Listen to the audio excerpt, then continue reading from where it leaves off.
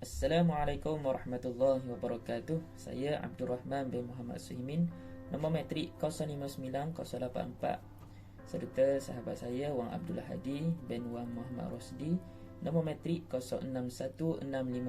InsyaAllah akan membicarakan atau membincangkan tentang biodata perawi hadis bagi hadis yang telah ditugaskan kepada kami.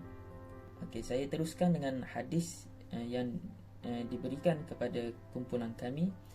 Hadis berbunyi, haddatsana Muhammad bin Yahya qala haddatsana Amr bin Uthman qala haddatsana Musa bin A'yan qala haddatsana Muhammad bin Ishaq an Nafi' an ibn Umar wa su'ila 'anil hitani tulqa fiha al-'adhiratu faqala idza suqiyat miraran fasallu fiha yarfa'uhu ila Nabi sallallahu alaihi wasallam. Seterusnya kita pergi kepada at-tarajim rijalul isnad, iaitu ada 6 perawi yang meriwayatkan hadis ini. Yang pertamanya Muhammad ibnu Yahya, Amr ibnu Uthman, Musa ibnu A'yan, Muhammad ibnu Ishaq, Nafi', dan yang terakhir ibni Umar. Seterusnya, wa qabla al-bahth, sebelum mencari terjemahan para perawi ini dari tarajim, iaitu dari kitab biodata perawi, kami berkata, oleh kerana sanad ini terdapat dalam Sunan Nasa'i, maka semua perawi boleh dicari biografi ataupun biodata mereka di dalam kitab-kitab yang melakukan terjemahan perawi dari kutub sittah. Jadi tidak perlu untuk kita cari nama perawi-perawi ini dalam kitab yang selain daripada kitab-kitab tersebut. Dan kitab-kitab yang dicetak dalam Tarajimur Rijal, iaitu biodata perawi dari kutub sittah, yang kami cari ada 3. Yang pertamanya Tahdzibul Kamal lil Mizzi. Nama pengarang kitab ini ialah Al-Hafiz Jamaluddin Abu Al-Hajjaj Yusuf Al-Mizzi. Dan yang keduanya Tahzibut Tahzib Ibn Hajar, iaitu nama pengarang Al-Hafiz Ahmad bin Ali Ibn Hajar Al-Asqalani. Dan yang ketiganya Taqribut Tahzib Ibn Hajar, juga pengarangnya adalah Al-Hafiz Ahmad bin Ali Ibn Hajar Al-Asqalani. ولنأخذ كتاب تقريب التهذيب ونبدأ بإخراج الراوي أول وهو kami menggunakan Taqribut Tahzib untuk mencari biodata ataupun biodata perawi pada peringkat awal. Yang pertamanya Muhammad bin Yahya. Namanya adalah Muhammad bin Yahya bin Abdullah bin Khalid bin Faris bin Zuhaib Zuhaili An-Naisaburi Az-Zuhri, thiqatun hafiz jalil min al-hadiyati al-ashrah, mata sanah 58 ala sahih walahu 86 sanah. Beliau meninggal pada tahun 58 menurut pendapat yang sahih, dan ketika itu dia berumur 86 tahun. Naftashu an ismuhu, kami menyerongka namanya Muhammad bin Yahya bin Abdullah bin Khalid bin Faris bin Zuhaib Az-Zuhaili An-Naisaburi Az-Zuhri fi dhikru min ismuhu Muhammad. Fanajidu awal, dan kami mendapati pada awalnya nama yang awal Muhammad bin Yahya bin Abdullah pada nombor 6427 pada muka surat 907, dan namanya Muhammad bin Yahya bin Abdullah bin Khalid bin Faris bin Zuhaib Az-Zuhaili An-Naisaburi Az-Zuhri. Perawi yang kedua adalah Amr bin Uthman, yang namanya adalah Amr bin Uthman bin Syarul Kilabi maulahum ar-Raqi da'if wa kana qad qumi min kibaril ashrah, mata sanah 17 atau 19, meninggal pada tahun ke-17 ataupun 19. Kami menyorongkan namanya Amr bin Uthman bin Syarul Kilabi pada zikru min ismuhu Amr bi fathi awwaluhu, fanajidu awwalu min ismuhu Amr bin Uthman pada nombor 5109 pada muka surat 741, wa huwa Amru bin Uthman bin Siyar al-Kilabi. Perawi yang ketiganya adalah Musa bin A'yan. Musa bin A'yan al-Jazari, Maula Quraisy Abu Sa'id, thiqatun 'abid min al-thaminah, mata sanah 5 atau 77, meninggal pada tahun 75 atau 77. Dan kami menyalahkan namanya Musa bin A'yan al-Jazari fi dhikri qiyatu harfu mim ala tartib. Fanajidu awwalu min ismuhu Musa bin A'yan pada nombor 6993 pada muka surat 978. Wahwa, namanya adalah Musa bin A'yan al-Jazari. Perawi yang keempat Muhammad ibn Ishaq, namanya adalah Muhammad bin Ishaq bin Yasar bin Khiyar Abu Bakar al-Matlabi maulahum, al-Madani, Nazilul Iraq, Imamul Maghazi, Suduqu Yudallis, Waruma Bitashya' wal Qadar, Minas Sigar al-Khamisah, Mata sanah 50 wa mi'ah, wa yuqalu ba'daha, meninggal pada tahun 150 yang dikatakan selepas itu. Kami mendapati namanya Muhammad bin Ishaq bin Yasar bin Khiyar pada zikru min ismuhu Muhammad.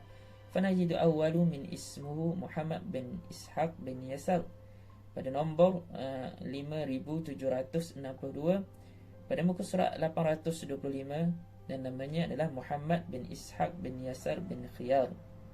Seterusnya perawi yang kelima iaitu Nafi'. Nafi' Maula Abdullah bin Umar al-Khattab al-Qurashi al-Adawi Abu Abdullah al-Madani. Dikatakan bahawa dia dari Maghribi. Dia meninggal pada tahun 110 dan dikatakan dia meninggal pada tahun 120. Kami menyalahkan namanya ismuhu Nafi' Maula Abdullah bin Umar al-Khattab al-Qurashi al-Adawi Abu Abdullah al-Madani pada huruf nun. Fanajidu fi tahdzibul kamal wa lam najid fi taqribut tahdzib, wa najidu awal min ismuhu Nafi' bin Umar pada nombor 6367 pada muka surat 28729. Wa huwa Nafi' Maula Abdullah bin Umar al-Khattab al-Qurashi al-Adawi Abu Abdullah al-Madani.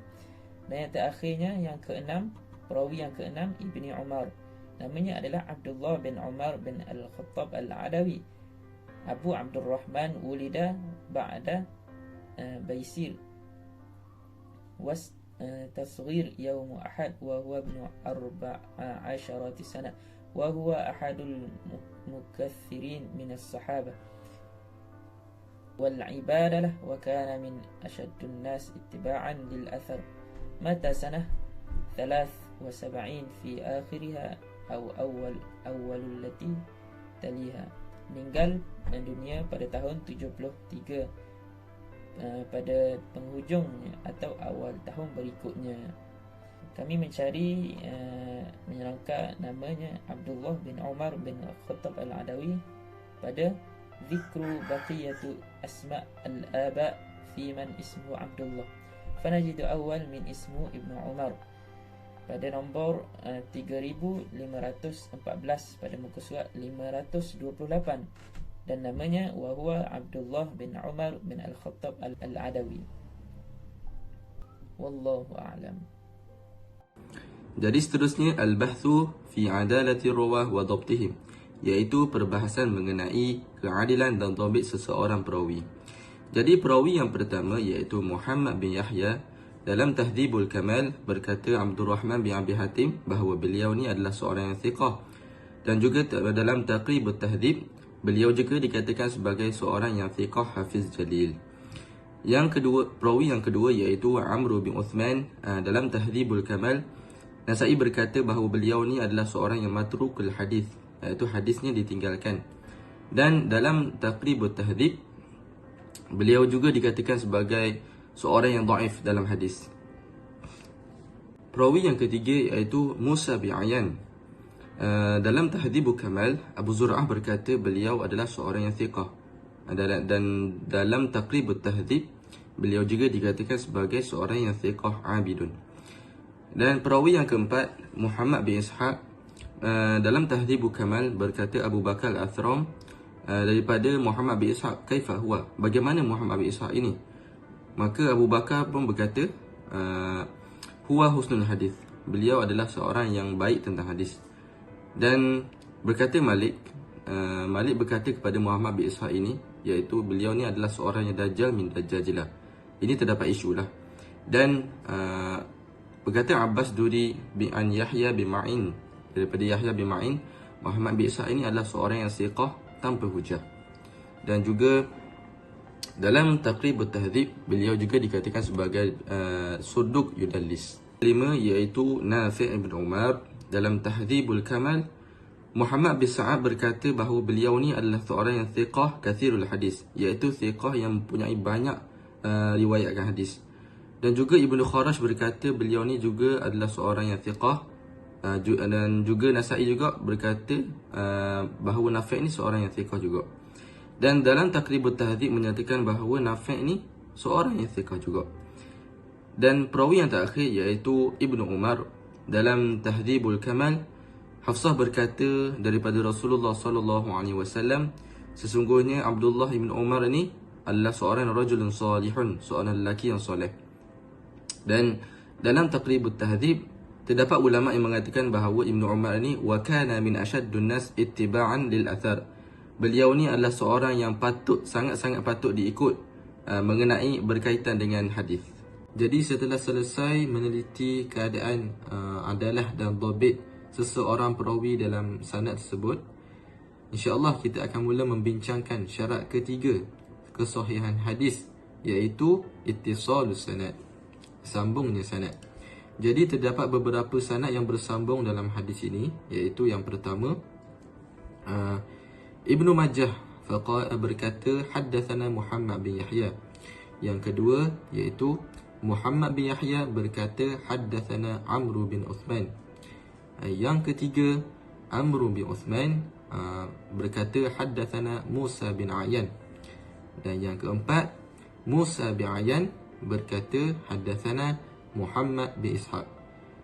Jadi lafaz yang digunakan, lafaz haddatsana yang digunakan oleh perawi-perawi ini digunakan juga oleh ramai muhaddithin dalam meriwayatkan satu hadis, menunjukkan bahawa mereka ni betul-betul mendengar daripada, betul-betul ambil daripada seseorang syekh itu.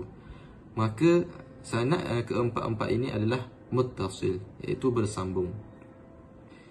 Yang kelima iaitu Muhammad bin Ishaq berkata an-Nafi' maula Abdullah. Dan yang terakhir iaitu Nafi' berkata an Abdullah bin Umar al-Khattab. Jadi lafaz an ini membawa maksud kepada kesinambungan sanad. Akan tetapi terdapat satu iskal, iaitu masalah berkaitan dengan sanad yang kelima, iaitu Muhammad bin Ishaq. Yang mana terdapat seorang ulama yang mentajrihkan Muhammad bin Ishaq ini dengan lafaz dajjal min dajjajilah, iaitu penipu di antara kalangan orang yang menipu. Jarah ini amatlah keji.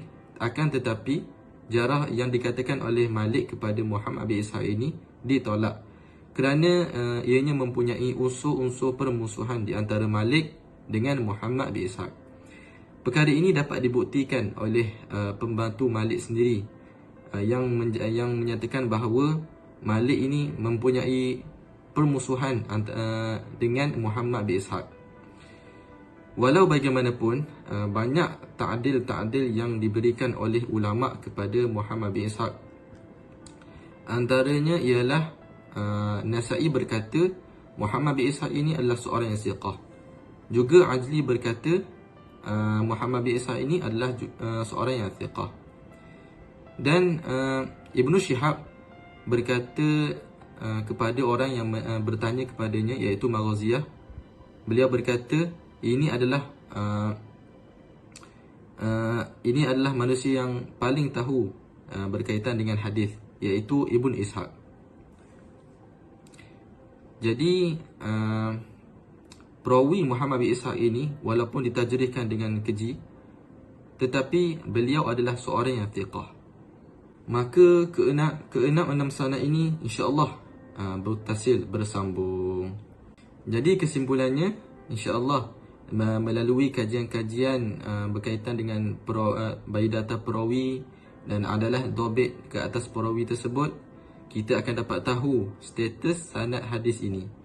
Jadi yang pertama iaitu perawi yang pertama iaitu Muhammad bin Yahya dikatakan sebagai thiqah, dan rawi yang kedua iaitu Amr bin Uthman dikatakan oleh Nasa'i bahawa beliau ni adalah matrukul hadis. Hadisnya ditinggalkan. Dan perawi yang ketiga iaitu Musa bin Ayyan berkata dalam Taqrib at-Tahdhib adalah beliau adalah seorang yang thiqah. Manakala perawi yang keempat iaitu Muhammad bin Ishaq yang mana mempunyai iskal, dikatakan beliau ni ditajrihkan dengan lafaz dajjal min dajajilah, tetapi tajrihnya ditolak kerana mempunyai unsur pemusuhan, maka beliau ni dikategorikan sebagai thiqah. Dan rawi yang kelima iaitu Nafi'. Beliau juga adalah seorang yang thiqah. Dan yang terakhir iaitu Abdullah ibn Umar. Beliau ni seperti mana kita tahu, beliau adalah masyhur yang rapat dengan Nabi. Jadi beliau ni adalah seorang yang thiqah. Jadi dengan mengetahui status perawi sama ada ianya thiqah ataupun tidak thiqah, kita dapat tahu bahawa sanad hadis ini boleh dikategorikan sebagai jenis yang matruk. Kerana terdapat satu perawi yang dikatakan sebagai matruk iaitu Amr bin Uthman. Yang mana status sesebuah sanad bukanlah berdasarkan jumlah perawi yang thiqah, tetapi berdasarkan perawi yang paling lemah. Jadi perawi yang paling lemah di sini ialah Amr bin Uthman. Maka hadis ini dikategorikan sebagai matruk ataupun dhaif. Jadi wallahu taala alam. Assalamualaikum warahmatullahi taala wabarakatuh.